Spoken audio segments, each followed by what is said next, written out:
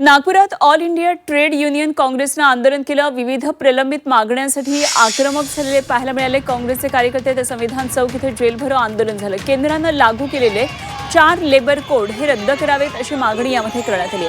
सरकारी उद्योगांचं खासगीकरण करण्यास विरोध करण्यात आला। सरकारी उद्योगांचं खासगीकरण आणि विक्री तातडीनं थांबवावी, तसेच शेतकरी मालाला किमान आधारभूत किंमत कायदेशीर स्वरूपात लागू करावी या प्रमुख मागण्या या आंदोलनामधून करण्यात येतात। आंदोलकांना अटक करण्यात येते, तर आंदोलकांनी रस्ताही जाम केलेला आहे।